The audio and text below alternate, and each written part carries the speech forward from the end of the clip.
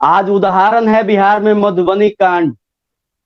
मधुबनी कांड का जो पर्दाफाश हुआ, इतने बड़े लेवल पे पूरे देश ने देखा, विदेश ने देखा। यह सोशल मीडिया पत्रकारिता का देन, ये पत्रकारिता की नई पीढ़ी की देन है। नमस्कार, मेरा नाम अनूप नारायण सिंह है और रोज इसलिए बताना पड़ता है कि अभी हमारा आर्यावर्त गिद्धौर.com और देसी खबर अपने शैशव अवस्था यानी प्रारंभिक दौर में। आज कई सारे दर्शकों ने फोन किया जो रोज 1 से 2 के बीच में जनप्रतिनिधियों का साक्षात्कार देखना चाहते हैं और हमने शुरुआत भी काफी बेहतर की है और आपका समर्थन भी मिल रहा है। लेकिन आज 2:05 पर जिस विषय वस्तु को हम लेकर आए हैं वो पत्रकारों से जुड़ा हुआ है। जो पत्रकार social media, main stream media, electronic media, print media के माध्यम से आप तक देश दुनिया की खबर को पहुंचाते हैं, उन पत्रकारों के बारे में भी आपको जानना जरूरी है कि वे कौन लोग हैं जो अपनी जान पर खेल कर, चाहे कोरोना काल हो या बाढ़ का समय हो या कोई भी विकट परिस्थिति हो, आप तक खबरें पहुंचाते हैं। उन पत्रकारों के बारे में आप नहीं जान पाते, इसलिए कि जो लोग खबर लिखते हैं उन्हीं लोगों को उस अखबार, उस मीडिया संस्थान में अपने दुख दर्द को दिखाने और सुनाने की मनाही होती है, वो नहीं दिखा सुना पाते हैं। ऐसे में हमारा नैतिक दायित्व तो बनता है कि हम पूरे प्रदेश भर से कई सारे पत्रकारों को आज की परिचर्चा में जोड़ रहे हैं। हमारे साथ कई सारे पत्रकार जुड़ेंगे, इस विषय पर चर्चा करेंगे। हम पैनल से भी आपका परिचय करवाएंगे, लेकिन तमाम दर्शकों को बता दें कि विगत 10 दिनों के अंदर में जिस तरह से आर्यावर्त गिद्धौर.com, देसी खबर और बहुत सारे ऐसे डिजिटल प्लेटफॉर्म हैं जो बिहार का प्रतिनिधित्व करते हैं, सबको हम अपने साथ जोड़ेंगे। हमारे साथ छपरा से एक और हमारे साथी जुड़ गए हैं, संजय सिंह सेंगर। ये सारण टुडे चलाते हैं और इनका काफी लोकप्रिय चैनल है। हम इसलिए कि आज सुबह संजय जी से भी बात हो रही थी। संजय, चलते हैं थोड़ा संजय सिंह सेंगर के पास। संजय सिंह सेंगर को इसलिए जोड़ा हमने कि विगत 4-5 वर्षों से कहीं ना कहीं ये प्रभावित थे, इन्हें लगता था कि मीडिया में बेहतर कर सकते हैं। इन्होंने खुद वन मैन शो है, इनका चैनल है सारण टुडे। ये छपरा को कवर करते हैं, अब तो पूरे राज्य भर की खबर दिखाते हैं। इनके साथ भी 2-4 दर्शक हुआ करते थे, लेकिन हाल के महीनों में इनका एक एक वीडियो 22 मिलियन 23 मिलियन तक पहुंच गया है। ये कोई नई तकनीक का इस्तेमाल नहीं करते हैं, ये खुद से संघर्ष करते हैं, इन्हें कहीं से वेतन नहीं मिलता। स्थानीय स्तर पर जो छोटे मोटे विज्ञापन मिल जाते हैं उसको लेकर संजय सिंह सेंगर संघर्ष करते रहते हैं। ऐसे तमाम लोग जो पत्रकारिता में खुद के बदौलत अपनी पहचान बना रहे हैं, उन सभी लोगों को देखने के बाद हमें खुशी होती है कि ये लोग अपने आप में एक संस्थान है। संजय सिंह सेंगर जी, स्थिति वही है कि कोई पत्रकार, अब पत्रकार को हम 3 वर्ग में नहीं बांटते कि आप डिजिटल के हैं, प्रिंट के हैं, इलेक्ट्रॉनिक के हैं। जो लोग माध्यम है, पत्रकारिता एक माध्यम है आम आदमी और सरकार के बीच, व्यवस्था और खामियों के बीच और लोगों की आशाओं के लिए। अगर आपका दिखाया हुआ एक वीडियो सरैया के और छपरा के लोगों को राहत देता है तो आपका चैनल वहां के लिए किसी बड़े मीडिया संस्थान से बड़ा और अहम है कि आपकी खबर तत्क्षण लोगों के मोबाइल के माध्यम से लोगों तक पहुंच जाती है। इसलिए संजय सिंह सेंगर जी, आपको क्या लगता है जब कोई पत्रकार संस्थान क्या करता है किसी के साथ, ये किसी से छुपा हुआ नहीं है। लोगों को लगता है कि पत्रकार जो होगा किसी बड़े राजनेता से कोई मोटी राशि मिलती होगी, जो संरक्षण दाता होंगे वो देते होंगे, जबकि ये सच्चाई नहीं है। चंद्रकांत मिश्रा ने भी कहा कि जब तक कलम चलती है, जब तक लोगो माइक चलता है, जब तक आप कैमरे के सामने बैठकर अच्छी अच्छी बातें करते हैं, सबसे ज्यादा अगर कहीं शोषण है तो वो मीडिया में है। इस बात से भी हम अलग नहीं है और ना ही हम किसी को आज डिफेंड करने आए हैं। संजय सिंह सेंगर जी, नीचे में एक स्क्रॉल चल रहा है, कुमारी अंजलि सिंह, ये प्रेम कुमार जी वरिष्ठ पत्रकार थे, 3 दिन पहले मौत हुई है, उनके लिए हम लोग एक अपील कर रहे हैं। लेकिन हमारा असली मकसद है कि हम 2-3 सेशन में राज्य के कई सारे वरिष्ठ पत्रकारों को भी हमने फोन किया था, लेकिन हमारे लिए वरिष्ठ और कनिष्ठ कोई नहीं है।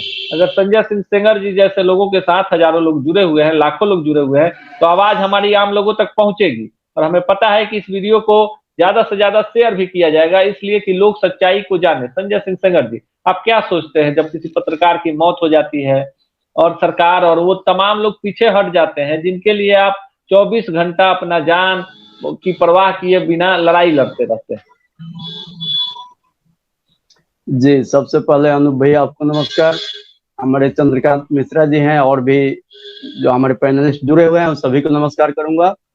और काफी संख्या में अभी मैं दूसरे मोबाइल पर देख पा रहा हूँ, बहुत सारे लोग देख रहे हैं इस शो को हमारे। आज की पीढ़ी जो है पत्रकारिता, मतलब पहले हम पत्रकारिता से चलते हैं कि पत्रकारों की जो हमारी बुजुर्ग पीढ़ी है, सबसे आवश्यक है कि उन्हें इस नई पीढ़ी को स्वीकार करना होगा और स्वीकार करने की आदत डालनी होगी। बहुत ही मतलब गहन विषय है यह, और कहीं ना कहीं अंतर्द्वंद की स्थिति है पूरे बिहार में कि ये जो पुरानी पीढ़ी है हमारी स्वीकार करने को तैयार नहीं है। पत्रकारिता का जो जो मीनिंग होना चाहिए, जो एक्सप्रेशन में डेफिनेशन चेंज कर रहे हैं लोग। कोई बात नहीं, हम अपना काम कर रहे हैं। आज उदाहरण है बिहार में मधुबनी कांड।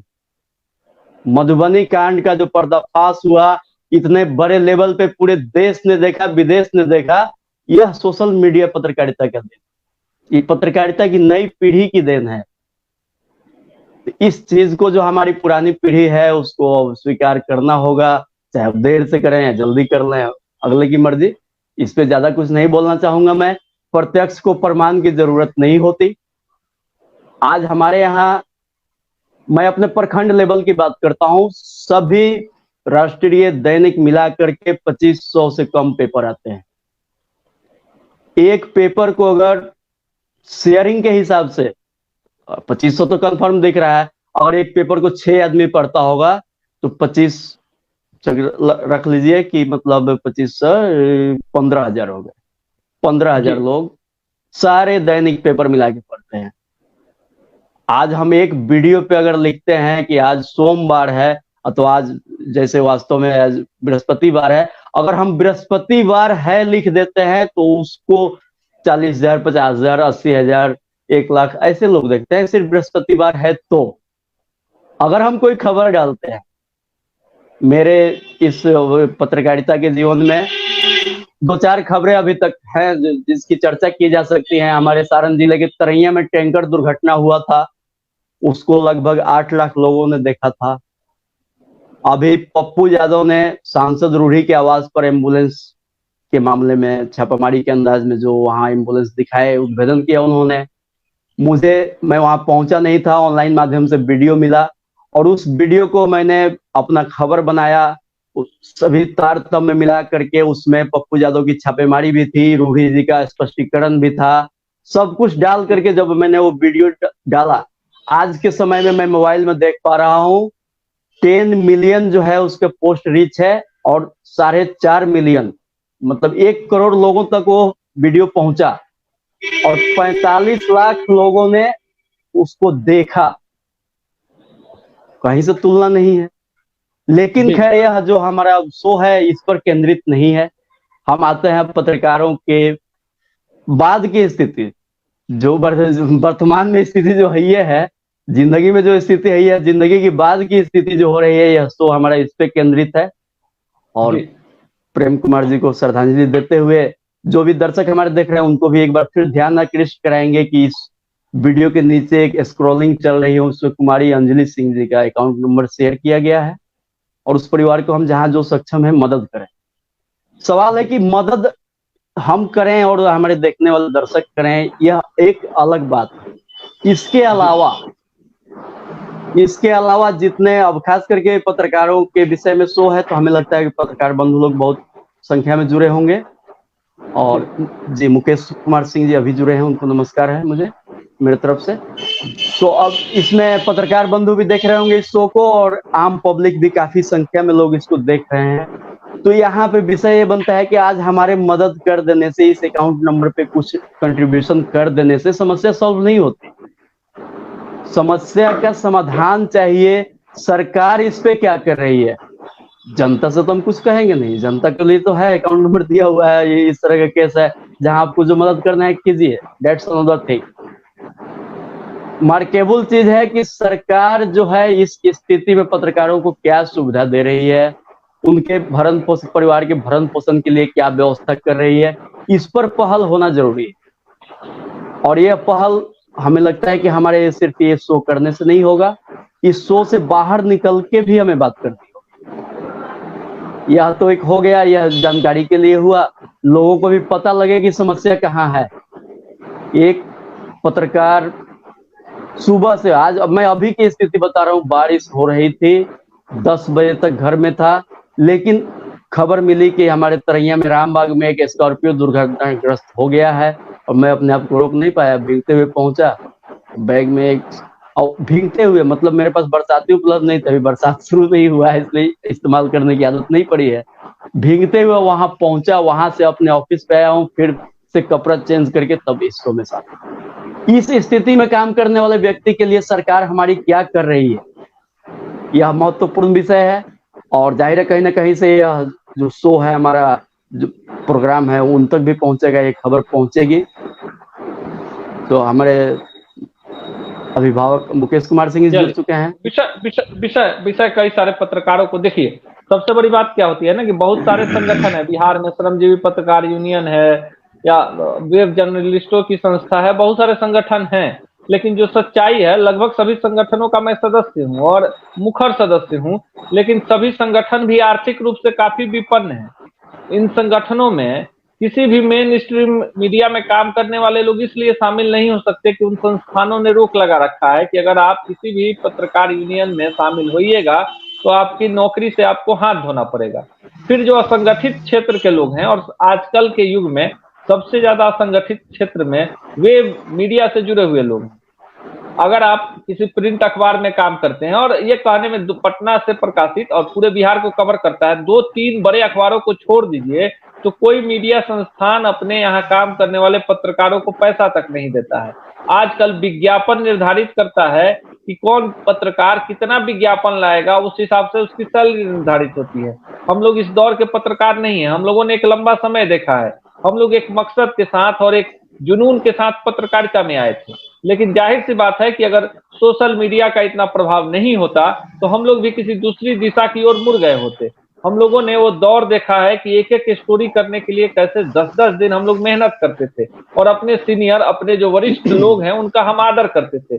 कभी भी, आज भी जब किसी पत्रकार की कहीं मौत होती है तो खुद को हम नहीं रोक पाते। हमें लगता है कि जो व्यक्ति दूसरों के लिए अपना पूरा जीवन खपा दिया, दूसरे को चमकाने के लिए अपनी कलम को तोड़ देना, कहा जाता है कि मुहावरा है कि उससे ज्यादा कलम तोड़ने का मतलब होता है कि उसने जो लिखा वो फिर दोबारा नहीं लिखा जा सकता है। लेकिन वही पत्रकार जब बीमार हो जाता है, लाचार हो जाता है, उसकी नौकरी छूट जाती है, उसकी मौत हो जाती है, तो सरकार की बात छोड़ दीजिए, संस्थान की बात छोड़ दीजिए, जो लोग उसके बिरादरी के हैं, उसके प्रोफेशन से जुड़े हुए लोग हैं, उन्हें लगता है कि अच्छा मर गया तो मर गया, वो मेरा कौन था, मर गया, वो भी मर गया, आप भी मर जाइएगा, हम भी मर जाएंगे। अगर हम लोग आर्थिक रूप से घर से मजबूत नहीं हो तो क्या पत्रकारों की स्थिति किसी से छुपी हुई नहीं है। हम लोग जिस मकसद से पत्रकारिता में, चाहे प्रेम जी गुजर गए या सुनील पांडे, दोनों को मैंने काफी नजदीक से देखा है। प्रेम जी जुनूनी पत्रकार थे। प्रेम जी को लेकर हमने पूरे सोशल मीडिया को खंगाल लिया कि किसी वरिष्ठ आदमी ने उनके लिए कुछ लिखा हो तो बिहार सरकार के गृह विभाग में विशेष सचिव, वरिष्ठ आईपीएस अधिकारी विकास वैभव जी ने ही एकमात्र पोस्ट लिखा था। उस पोस्ट में उन्होंने लिखा था कि किस तरह से प्रेम जी जिस जमाने में पत्रकारिता करते थे और वो पटना के सीनियर एसपी थे, तो पुलिस महकमे की खबर जो पुलिस को बाद में पता चलती थी और मुख्यालय में बैठकर ही खबर उड़ा लेते थे। हमें याद है कि पटना के एडिसन आर्केड के पास पटना के सभी पत्रकारों की मजमा जमती थी चाय की दुकान पर। उसी एडिसन आर्केड के ऊपर में एक पत्रिका थी, चौथा खंबा। बाद के दिनों में वहां से ग्राम संदेश निकलने लगी, और मैं किसी भी संस्थान से जुड़ा रहूं, वहां पर मेरी भी बैठक ही थी। तो जितने भी पत्रकार आज बिहार की पत्रकारिता में बड़े स्तर पर हैं, सब लोग वहां पर आकर संघर्ष करते थे। उससे पहले मैं तापमान और आज जैसे अखबारों में काम कर चुका था, इसलिए मुझे पता था कि संस्थान के लिए आप मात्र एक ऐसे मशीन है जो खबर वहां से निर्धारित। लोगों को लगता होगा कि पत्रकार कुछ भी लिख देता है। देखिए, पत्रकारिता में ये नहीं होता है। आप किसी बड़े संस्थान में है तो आपका विषय निर्धारित होता है कि अगर आप कला संस्कृति देखिएगा तो वही लिखिएगा, अपराध में है तो अपराध। डिजिटल वाले लोग जो हैं वो स्वतंत्र हैं, वो कुछ भी दिखा देते हैं, कुछ भी बोल देते हैं। लेकिन जो लोग प्रिंट की पाठशाला से निकले हैं वो जानते हैं पत्रकारिता का दर्द। और डिजिटल में आज अगर डिजिटल नहीं होता तो पत्रकारों की जो एक नई पीढ़ी आई है जो संघर्ष कर रही है, संजय सिंह सेंगर कोई दूसरा काम कर रहे होते, चंद्रकांत मिश्रा भी अपने पिताजी की विरासत के तौर पर किसी अखबार में काम करते, मुकेश जी तो तीनों जी में भी काम कर चुके हैं, प्रिंट में भी बड़े संस्थानों में काम कर चुके हैं, और डिजिटल के तो भी बड़े नाम हैं। हमने कई सारे पत्रकारों को आज मैसेज भेजा कि भाई कम से कम आइए, ये विषय हम अपने लिए नहीं कर रहे हैं और ना ही हम इसलिए कर रहे हैं कि बहुत सारे दर्शक हमको देखें। हमने पत्रकारों को ही आज केवल इसका लिंक भेजा है, लेकिन हमें दुख है कि वो पत्रकार भी हमारे साथ नहीं जुड़ पाए। उन्हें लगता है कि जुड़ने से उनकी प्रतिष्ठा धूमिल हो जाएगी। केवल सोशल मीडिया पर बड़ी बड़ी बातें लिख देने से कुछ नहीं होने वाला। पटना में अगर एक पत्रकार पिटाता है तो अगर मैं बात करूं तो सिर्फ कुछ लोग हैं जो संघर्ष करते नजर आते हैं, जिसमें चाहे वो एनयूजे के राकेश प्रवीर जी हो, एसएन श्याम हो या आनंद कौशल हो या जो भी लोग हैं, 2 4 10 20 50 ऐसे लोग हैं जो कम से कम सोशल मीडिया पर भी आवाज उठा देते हैं कि भाई पत्रकार। अब वहां आप सोचिए कि ये प्रिंट का है, डिजिटल का है, इलेक्ट्रॉनिक का है, पत्रकार है। प्रेम कुमार जी के मामले में हम हाथ जोड़कर सभी से विनती करेंगे कि केवल ओस चाटने से प्यास नहीं बुझने वाली। उस परिवार की स्थिति काफी बेहद खराब है आर्थिक रूप से भी। हमने भी कई सारे नेताओं को, कई सारे मंत्रियों को अपने तरफ से मेल भेजकर उनका पूरा डिटेल भेजा है और हमारा यह भी कहना है कि आर्थिक रूप से जो सक्षम लोग हैं, जो संस्थान हैं, जो मित्र हैं, उनके परिवार को मदद कीजिए। जो व्यक्ति हमारे बीच में नहीं है उस परिवार को आज आर्थिक सहायता की जरूरत है। हमसे भी जो कुछ बन पड़ा है हमने भी मदद किया है, लेकिन उसे हम सार्वजनिक रूप से नहीं बता सकते। लेकिन मुझे लगता है कि हम लोगों की जो अपना दायरा है उससे बाहर निकलकर हम मदद भी नहीं कर पाएंगे। हमारा भी एक दायरा है। मुकेश जी कह रहे थे कि कार्यक्रम के बाद मुझे भी अकाउंट नंबर दे दीजिएगा। हमें पता है कि तमाम लोग कुछ ना कुछ तो मदद करेंगे, लेकिन मेरा आज का प्रश्न है जिसको लेकर हम एक गंभीर परिचर्चा की तरफ बढ़े हैं कि क्या पत्रकारों के लिए, जो पत्रकार किसी बड़े मीडिया संस्थान में नहीं है या वहां से नौकरी छोड़ चुके हैं लेकिन तब भी उन्होंने पत्रकारिता को जिंदा रखा है, उनके साथ अगर कोई दुर्घटना हो जाती है, मौत हो जाती है, बीमार हो जाते हैं, तो क्या सरकार का दायित्व तो नहीं बनता है या अन्य प्रदेशों की तरह उनके लिए भी कोई स्कीम हो, उनको भी तत्काल आर्थिक सहायता उपलब्ध कराई जाए? मुकेश। देखिए अनूप जी, हमारे अनुजों ने बहुत सारी बातें कही और तजुर्बा हमारा 36 साल का है। हमें नहीं लगता है कि हमसे सीनियर बहुत लोग होंगे। कुछ ही लोग मुट्ठी भर होंगे पत्रकारिता में जो हमसे सीनियर होंगे बिहार में। तो मैं ये कहना चाहता हूं कि आपने कहा कि विभिन्न प्रदेशों की तर्ज पर बिहार में भी होना चाहिए, तो हम आपको बताना चाहेंगे कि विभिन्न प्रदेशों की भी स्थिति सही नहीं है। चाहे आप छत्तीसगढ़ का देख लें मामला, वहां भी जो है संघर्ष करने वाले पत्रकार लंबी कतार में हैं। कुछ संगठन ऐसे जरूर हैं पत्रकारों के जो सक्रिय हैं और अपनी ताकत से जो है अपने अपने प्रांत में जो है मजबूती से आवाज उठा रहे हैं। तो गुजरात में आवाज उठ रही है, मुंबई में आवाज उठ रही है, उत्तराखंड में आवाज, छोटा सा है हमारा प्रांत उत्तराखंड, वहां भी आवाज बुलंद हो रही है। लेकिन अभी तक कहीं हमने जीत हासिल नहीं की है मुकम्मल तौर पर। हम पत्रकार बहुत कमजोर हैं। यह बात सही कही है एक भाई ने अभी कि जो बड़ा पत्रकार और छोटा पत्रकार, ये थोड़ा सुनने में खराब लगा मुझे। पत्रकार होता है चूंकि उनको अवसर या जो प्लेटफॉर्म है वो बड़े संस्थान में काम करने का मौका उनको ब्रेक नहीं मिला। बहुत मेधावी है वे, लेकिन वे बहुत बड़ी जगह पर नहीं जा पा रहे हैं, तो इससे छोटेपन का एहसास नहीं होना चाहिए। अगर आप निश्चित रूप से बेहतर पत्रकारिता कर रहे हैं तो आप बड़े से बड़े संस्थान में काम करने वाले लोगों को आप दबा सकते हैं, उनसे ऊपर निकल सकते हैं। हम आपको बताना चाहते हैं कि अगर एक चपरासी, एक प्यून जो होता है, अगर वह ईमानदार है और बेईमान है डिस्ट्रिक्ट मजिस्ट्रेट, तो डीएम से भारी होता है वो ईमानदार चपरासी। एक पान वाला अगर ईमानदारी से दुकानदारी कर रहा है तो वह किसी पर भारी है। तो ईमानदारी जिस पत्रकार में है और जो बेहतरीन तरीके से घटनाक्रम को सजोने का मादा रखते हैं, खबरों को परोसते हैं, वह बड़े पत्रकार हैं। बड़े संस्थान में काम करके कोई बड़ा पत्रकार, हाँ ठीक है हमारी सैलरी बहुत ज्यादा है, हम फेम इंडिया जैसे संस्थान में एग्जीक्यूटिव एडिटर हैं, लेकिन इसी मन से बहुत दुख के साथ कहना चाह रहे हैं कि हमारा छोटा भाई जो उमाशंकर सोमथालिया, जो फेम इंडिया के सीईओ हैं, वे 10 तारीख को हम लोगों को छोड़ के चले गए। उनकी भी मौत हो गई है। आश्चर्य लग रहा है कि मेरा छोटा भाई चला गया। मैं बहुत परेशान हूँ। रोहित सरदाना चला गया, हमारे गुरुकुल से निकला हुआ है वह। हम उसको बहुत कुछ बताते थे कि कैसे डिबेट करना है। हमने एक बार भी न तो उमाशंकर सोमथालिया और न ही रोहित सरदाना के बारे में एक भी शब्द लिखे हैं। मेरी हिम्मत नहीं हो पाई कि मैं इन दोनों के बारे में कुछ लिख पाऊं। सुनील पांडे के लिए हमने जरूर लिखा, नीतीश कुमार से मांग भी की है, और सुनील पांडे की जो पत्नी है, हमारी बहू है, वो लगातार हमको फोन पर कहती है कि दादा कुछ कीजिए, दादा कुछ कीजिए। तो मैं प्रयासरत हूं कि सुनील पांडे की पत्नी को नौकरी मिल जाए। अभी कोरोना से जो मरने वाले को 4 लाख रुपया मिलता है, उस प्रक्रिया में हम लोग लगे हुए हैं। मुख्यमंत्री के आवास पर जो कार्यरत है रमेश पांडे जी, आनंद कौशल जी, ये सारे लोग, शक्ति प्रकाश जी, ये सारे लोग सुनील पांडे को राहत दिलाने में लगे हुए हैं। लेकिन एक अकेला सुनील पांडे जी का सवाल नहीं है। दिवंगत छोटा भाई हमारा सुनील पांडे को अगर हम राहत दिला देते हैं, उनकी पत्नी को नौकरी दिला देते हैं, तो हमारा कर्तव्य यही नहीं रुक जाता है। हमें सरकार को विवश और बाध्य करना होगा अनूप जी कि एक ऐसी कमेटी बनाई जाए जो हम पत्रकारों की मृत्यु के बाद हमारे घर के लोग कैसे रहेंगे, हमारा परिवार कैसे चलेगा, वह कमेटी जो है पूरी जानकारी राज्य मुख्यालय, राज्य सरकार को दे, मुख्यमंत्री को दे, और हमारे जो दिवंगत भाई हैं उनके परिवार में हम तो एक नौकरी जरूर मांगेंगे सरकारी। क्योंकि हम लोग प्राइवेट संस्थानों में रहते हैं, सब बड़े संस्थानों में मैं लगभग काम कर चुका हूँ। रीडर्स डाइजेस्ट जैसे मैगजीन में मैं रहा, मैं इंडियन एक्सप्रेस में काम किया, पत्रकारिता का जीवन हमने टाइम्स ऑफ इंडिया से शुरुआत करी। मैं इंटर का छात्र था पटना कॉलेज में, 85 में लॉन्च किया था हिंदुस्तान टाइम्स और टाइम्स ऑफ इंडिया। तो वहां से हमने अपनी शुरुआत की छात्र जीवन से ही पत्रकारिता की।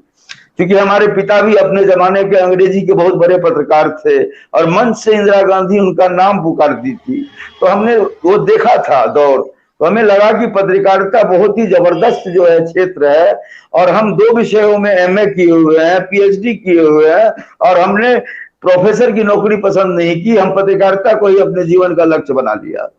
तो बहुत कुछ सोच करके आए हम इस क्षेत्र में, लेकिन बहुत गिरावट हो गई है अनूप जी। अब पत्रकारों को हे दृष्टि से देखते हैं लोग, दलाल की दृष्टि से देखते हैं लोग, मैंने बिल्कुल वजूद से उतरे हुए लोगों की तरह देखते हैं। मुकेश जी, वो कौन लोग हैं जो देखते हैं जब पुलिस की लाठियां उन पर चटकती है? नहीं, सुन लीजिए, कोई भी व्यक्ति किसी के बारे में, जब से सोशल मीडिया आया है, देखिए हम बार बार कहते हैं कि जो बड़े संस्थान हैं वो सरकार के द्वारा नियंत्रित होते हैं, लेकिन उनका अपना व्यूअरशिप है। कोई बड़ा टीवी चैनल सैटेलाइट पर नजर आता होगा, लेकिन आजकल टीवी देखता कौन है? मैं बार बार कहता हूं कि अखबारों में छपने वाली खबर पहले जब छपती थी तो लोगों को लगता था कि कोई घटना हुई। आजकल अगर तरैया में कोई घटना घटती है और जिस व्यक्ति से संबंधित वो खबर होती है, उसकी कतरन को क्रॉप करके वो अपने फेसबुक पर लगाता है, तब पता चलता है कि तरैया में उसने कुछ बेहतर काम किया है। लेकिन अगर डिजिटल में अगर कोई गंभीर चैनल है, देखिए हम बहुत सारे डिजिटल में बहुत सारे नए लोग हैं, उनको हम बार बार, क्योंकि हम उस संगठन में भी हैं, और हम बार बार कहते हैं कि केवल अगर आप पत्रकार कहलाने के लिए डिजिटल मीडिया में आना चाहते हैं तो ये आपका भ्रम है। आने वाले दिनों में आप दम तोड़ दीजिएगा। हम लोग एक लंबे वक्त से, आप इस बात के गवाह हैं कि हम लोग जिस वक्त से पत्रकारिता में आए, कहीं दूर दूर से कोई हमारे परिवार का व्यक्ति नहीं था। हम लोगों ने खुद से संघर्ष किया, दूसरे को सम्मान दिया, और आज भी संघर्ष कर रहे हैं, सीख रहे हैं। लोगों को लगता है कि एक डिजिटल चैनल खोल लेने से, किसी संस्थान में 6 महीना काम कर लेने से आप पत्रकार हो जाइएगा। इसके लिए आपको संघर्ष करना पड़ेगा। और जितने भी लोग हैं बिहार में पत्रकारिता में, वो तो देश को नई दिशा और दशा तय करते हैं। देश की पत्रकारिता में बिहार का जो है, आज भी देख लीजिए जितने बड़े चैनल हैं दिल्ली में, हमारे छपरा के, सहरसा के, जो वहाँ के हेड हैं हमारे यहाँ के लोग हैं। अखबारों में देख लीजिए जो बड़े नाम हैं वो यहाँ के हैं। पटना से प्रकाशित तापमान जैसी पत्रिका आज पूरे देश में एक ख्याति के रूप में सजोई जाती है। ऐसा नहीं कि इंडिया टुडे, सरसलील और आउटलुक जैसी पत्रिकाएं हैं, बिहार आती हैं तो बिहार की कोई पत्रिका नहीं जाती है। अपराध से जुड़ी हुई सबसे बड़ी पत्रिका के रूप में समकालीन तापमान है। और ऐसी बहुत सारी बिहार के डिजिटल चैनल हैं जिनको आज पूरे देश स्तर पर देखा जाता है, और उसके जितने भी संस्थापक हैं उन लोगों ने बिहार में ही पत्रकारिता की है। ऐसा नहीं है कि बाहर से आए हुए लोग हैं। मैं सबका नाम भी नहीं लेना चाहूंगा, लेकिन आज जिस विषय पर हम चर्चा कर रहे हैं, कौन पत्रकारिता के पर बहुत सारी चर्चाएं होनी चाहिए, क्योंकि आप जिस दौर में हैं, और डिजिटल मीडिया पर किसी का प्रतिबंध नहीं है जो आपको बोलने से रोक सकता है। आप अपने चैनल पर कम से कम उन पत्रकारों के लिए तो आवाज उठाइए। आजकल का जो दौर है, इसमें सबसे खतरनाक चीज ये है कि जो असंगठित पत्रकार हैं, जो बड़े मीडिया संस्थानों में नहीं है, उनके सामने आर्थिक स्थिति तो खराब है ही, साथ ही साथ अगर उनके साथ कोई दुर्घटना हो जाती है या उनके साथ कोई वित्तीय स्थिति एकाएक बहुत ज्यादा खराब हो जाती है तो भी कोई मददगार नहीं है। मान लीजिए कोरोना काल है, विज्ञापन बंद है, कोई अगर सैटेलाइट चैनल चलाता होगा तो उसके पास बड़ा फंडिंग होगा, बड़े अखबारों के पास सरकारी विज्ञापन है, लेकिन जो छोटे छोटे स्तर पर डिजिटल प्लेटफॉर्म है जिन्हें 25,000 50,000 जिनके व्यूअर हैं, उनके पास कोई विज्ञापन नहीं है, मुखिया का चुनाव भी नहीं है कि कोई आर्थिक मदद किसी प्रत्याशी से मिल जाएगी। पिछले साल विधानसभा का चुनाव था तो थोड़ा राहत नजर आ रहा था। कोई भी व्यक्ति अभी इस बार आपको कहीं से कोई आर्थिक सहायता देने को तैयार नहीं है, बावजूद इसके लोग ईमानदारी से अपना काम कर रहे हैं। इसी बीच आज हमने इसलिए पर चर्चा रखा कि प्रेम कुमार या उन तमाम मित्रों को जो कोरोना के काल में दिवंगत हो गए हैं और जिनके परिवार की वित्तीय स्थिति अच्छी नहीं है, उन्हें मुकेश जी, संजय सिंह सेंगर, चंद्रकांत मिश्रा या पंकज श्रीवास्तव या मैं या कोई भी 2,000 4,000 5,000 देकर कोई बहुत बड़ा एहसान नहीं कर देगा, लेकिन बूंद बूंद घड़ा भरता है। हम आज इस पर चर्चा के माध्यम से तमाम पत्रकारों को, जो सीनियर हैं, जूनियर हैं, हमारे आपके पास जो समकालीन है, सबों से अपील करना चाहेंगे कि सभी लोग आपसी कटुता को छोड़कर सभी संगठन सरकार के पास, और सरकार को बातों को मानना पड़ेगा, क्योंकि देखिए 10 लोग मिलकर 100 लोगों पर राज नहीं कर सकते हैं। आज ताकत है। पिछले साल बहुत कुछ घटनाएं हुई हैं, उनकी भी मैं चर्चा नहीं करना चाहता हूँ। डिजिटल मीडिया की ताकत को आज कोई नकार नहीं सकता है। क्या कारण है कि बड़े बड़े प्रिंट के संस्थान अब अपना डिजिटल संस्करण लेकर आ रहे हैं, उन्हें तो नहीं लाना चाहिए। लोग कहते हैं कि बिहार में हुआ कि डिजिटल मीडिया जो है सशक्त नहीं है, लेकिन मैं आपको बता दूं कि बहुत सारी ऐसी घटनाएं हुई जिसे मेन स्ट्रीम की मीडिया ने भुला दिया था, डिजिटल पत्रकारिता ने ही उन्हें उजागर किया। अभी स्वास्थ्य विभाग की जितनी भी भ्रष्टाचार से जुड़ी खबरें आई, उसके बाद उस पर कार्रवाई हुई। ऐसा नहीं है कि डिजिटल संस्करण को या डिजिटल पत्रकारिता करने वाले छोटे बड़े या मध्यम पत्रकार हैं। हाँ, जो भी पत्रकार हैं उनकी एक लक्ष्मण रेखा होनी चाहिए। अपने सीनियर्स का आदर कीजिए, खबर की पुष्टि कीजिए, एक पक्षीय खबर मत दिखाइए, कभी भी एक पक्षीय खबर मत दिखाइए। कौन क्या कहता है इससे कोई मायने नहीं रखता है। जब संजय सिंह सेंगर को तरैया में बैठ के 10 मिलियन व्यूअर मिल सकता है एक वीडियो का, हमारे कई सारे वीडियो हैं अपना बिहार पर, आप जाके देखिए, जिससे मिलियन भर व्यूअर आए हैं, लेकिन हम लोग इस पर घमंड नहीं करते, हम अपना काम करते हैं। अगर अभी हमको 8-10 लोग भी देख रहे हैं, लेकिन हम इस बात की खुशी है कि जिस विषय को हमने उठाया है, हम सीना ठोक के कह सकते हैं कि हम पत्रकार हैं, तो हम सबसे पहले नैतिक दायित्व है कि अपने बीच के पत्रकारों के हक की आवाज कौन उठाएगा? कोई बड़ा मीडिया संस्थान नहीं उठाएगा। चंद्रकांत मिश्रा कुछ कहना चाह रहे हैं, कहिए। मुझे बात यह है कि तारामंडल के पास में हम लोग 2-4 पत्रकार साथी खड़े थे। उसी समय एक हमने देखा कि फेसबुक पे हमारे कुछ जो एनजीओ के मित्र लोग हैं, उन्होंने कहा कि अंतिम संस्कार जो कोरोना काल में मर जा रहे हैं लोग, उनका हम लोग अंतिम संस्कार करेंगे। इस विषय पर हम लोग चाय की चुस्की ले रहे थे और हम लोगों ने भी कहा कि भाई इस तरह की अगर घटना होगी तो कम से कम हम पत्रकारों का संस्कार तो जरूर हो जाएगा। सब लोग उस समय हंस जरूर दिए, लेकिन इस बात में काफी दर्द है और ये लगा कि अब करने के लिए अब यही लोग बचे हैं, बाकी सरकार से तो कोई उम्मीद है नहीं। चलिए, कोई बात नहीं है, हम पर चर्चा को समाप्त करेंगे, क्योंकि आज हम एक मुद्दा हम बहुत सारे लोगों को बुलाना चाहते थे, हमने दबाव नहीं डाला, क्योंकि पत्रकार जो होते हैं उन्हें क्या उनके दिमाग में चल रहा है, हम चाहते थे कि 2-4 वरिष्ठ लोग हैं। मुकेश जी, मुकेश जी कुछ कहना चाह रहे हैं, बोलिए। देखिए अनूप जी, जिस तरह से अभी हमारे दोनों अनुजों ने कहा, यहीं पर देख लीजिए जिस तरह से आपने लोगों को आग्रह किया, पत्रकारों को जो मतलब जो है अनुभवी पत्रकार हैं, उम्रदराज पत्रकार हैं, उनको आपने बुलाया, लेकिन इससे बड़े मुद्दे को उन्होंने अहमियत नहीं दी। इसका सीधा कारण है यही है, छोटा और बड़ा पत्रकार, ये अहंकार ले डूबेगा, ये स्वाभिमान नहीं हुआ। उनको इस डिजिटल प्लेटफॉर्म पर आना चाहिए जिन जिन लोगों को आपने न्योता दिया। और मैं आपको खुले सफे से कहना चाहता हूं कि आज पत्रकारिता में जो ऊंचे लोग बोल रहे हैं कि हम हैं, ऊंचे प्रतिष्ठान में काम कर रहे हैं, बड़े पत्रकार हैं, ये तमाम पत्रकार सरकार की तीमारदारी करते हैं, सिस्टम की तीमारदारी करते हैं, नौकरशाहों की गुलामी करते हैं, तलवे चाटते हैं। और हम जैसे पत्रकार और ये हमारे अनुज जैसे पत्रकार, हमें नहीं लगता है कि किसी अधिकारी की तीमारदारी कर सकेंगे, किसी का तलवा चाट सकेंगे। नहीं, मुकेश जी रोकना चाहेंगे, आप वरिष्ठ हैं, तब भी हम आपको रोकना चाहेंगे। ये विषय पर हम चर्चा करने नहीं आए हैं और ना ही हमने किसी बड़े उम्र दराज की बात नहीं है। देखिए सबसे बड़ी बात क्या है कि हमने पहले सबको बता दिया था कि हम यहाँ सरकार की खिंचाई करने नहीं आए हैं, ना ही किसी के लिए हम रोने गाने या गुहार लगाने आए हैं। हमें भी पता है कि क्या कुछ करने से एक बार में दर्शकों का समूह आ जाएगा, लेकिन हम ये हमेशा बार बार कहते हैं और नए तमाम लोगों से कहते हैं कि अगर हम अखबार में कोई खबर लिखते हैं, मैं आपको बता दूं तो एक बार कभी बाई लाइन, लोगों को पता नहीं होगा, नाम से सब खबरें नहीं छपती हैं अखबारों में, बड़े अखबारों में आपकी खबर छपती है तो एक दिन के लिए आप हीरो होते हैं, संस्थान के लोग आपको गर्व से देखते हैं कि आज प्रथम पृष्ठ पर नाम के साथ आपकी खबर छपी है, बाई लाइन खबर छपी है। कई बार हमारी भी खबर हिंदुस्तान जागरण में छपी, मैं उन दोनों संस्थानों में काम कर चुका हूं, तो इससे कोई मायने नहीं रखता है। आपके अंदर का जज्बा नहीं मरना चाहिए, आपकी कलम की ताकत नहीं मरनी चाहिए। अगर आप पत्रकार हैं तो आपकी वाणी से, आपके कलम से, आपके आहार व्यवहार से अहंकार नहीं झलकना चाहिए। आप आवेश में हैं, हम दर्द को समझते हैं, क्योंकि आप सबको सम्मान देते हैं, हम किसी का यहाँ मान मर्दन नहीं कर रहे हैं। सीनियर हैं हम उनका सम्मान करते हैं, जो जूनियर हैं, योग्य लोग हैं, अयोग्य लोग हैं, सबका हम सम्मान करते हैं, क्योंकि पत्रकारिता हम अपने लिए नहीं करते, ना मुकेश जी अपने लिए करते हैं। हम लोग अगर कोई खबर को उठाते हैं, 10 लोगों तक बात पहुंचती है, मैं तो कहता हूं कि 1000 की भीड़ नहीं चाहिए। अगर संजय सिंह सेंगर के साथ कोई घटना घटती है तरैया में और छपरा के एसपी और बिहार के डीजीपी तक ये बात पहुंच जाए और उसमें हमारा आर्यावर्त या चंद्रकांत मिश्रा का टुडे 24.in या संजय सिंह सेंगर का सारण टुडे काम आता है और उसको मात्र एक आदमी देखे, लेकिन वो देखने वाला व्यक्ति बिहार का डीजीपी हो, बिहार का छपरा जिले का एसपी हो, तो त्वरित कार्रवाई हो जाएगी। देखने वाले 1000 लोग हों, लेकिन सरकार के वो तमाम अंग जिनके देखने से इसका निदान हो सकता है वो नहीं देखे, तो वैसे दर्शक भी हमें नहीं चाहिए। हमें गंभीर लोगों से गंभीर चीजें की अपेक्षा है। आज हम अपने इस बहस को किसी दूसरे दिशा में नहीं ले, हम दूसरे दिशा में नहीं ले जाना चाहते हैं। हम पुनः अपील करना चाहते हैं मुकेश जी के साथ, हम फिर दूसरे कार्यक्रम में जुड़ेंगे।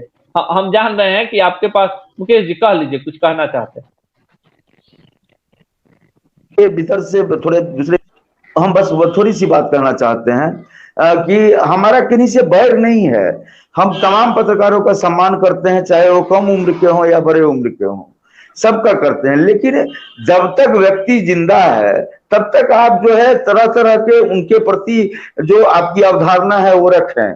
लेकिन जब कोई भाई हमारे बीच से चला जाता है तो हम सभी को लामबंद होकर के तमाम द्वेष क्लेश को भुला करके उनकी मदद के लिए खड़ा होना चाहिए और सीधा संवाद सरकार से करना चाहिए। हम लोग 10,000, 20,000, 50,000 तमाम, अभी पूरे हिंदुस्तान की बात करें तो तकरीबन 450 पत्रकार भाइयों की मौत हुई है, बहनों की मौत हुई है, किसी को मुआवजा नहीं मिला है।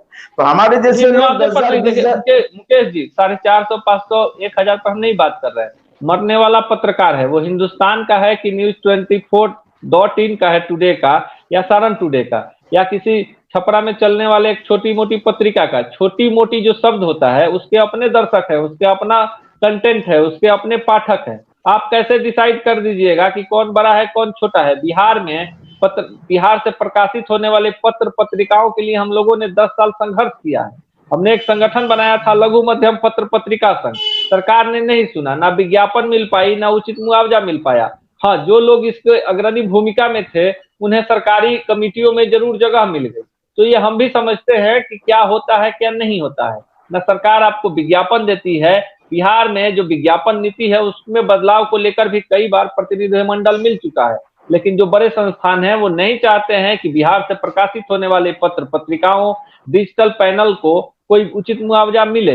लेकिन हम तमाम लोगों से अपील करते हैं और इस बहस को यहीं छोड़ कर जाते हैं कि क्या प्रेम कुमार जी के छोटे छोटे मासूम बच्चों के आंसुओं को पोंछने के लिए सरकारी जो गमछा होगा, रुमाल होगा, वो मिलेगा? या प्रेम कुमार जी के लिए जो बड़े पत्रकार हैं, जो तथाकथित लोग सरकार के खुद को सरकार से बड़ा समझते हैं, वो आवाज उठाएंगे? या वो तमाम साथियों से हम अपील करेंगे कि आप अपने अपने सोशल मीडिया पर, अपने अपने जो भी आपके फेसबुक पेज हैं, जरूर उस पर एक आवाज प्रेम कुमार जी के लिए उठाइए, सुनील पांडे जी के लिए भी पहल कीजिए।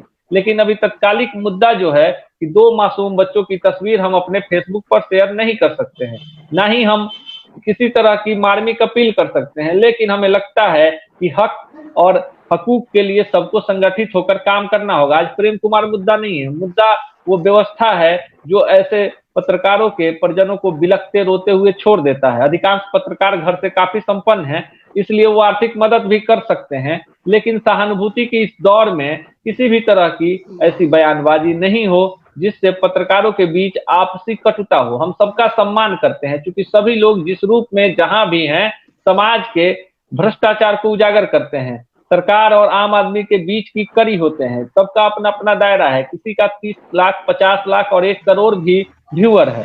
हमारा मान लीजिए 7,000 व्यूअर है, लेकिन हमें भी लोग देख रहे हैं, नोटिस कर रहे हैं। चंद्रकांत जी के भी अपने व्यूअर होंगे। हम कई सारे पत्र पत्रिकाओं के लिए लिखते हैं, उसके अलग व्यूअर हैं, लेकिन हम जो कुछ लिखते हैं समाज के लिए लिखते हैं, अपने लिए नहीं लिखते हैं।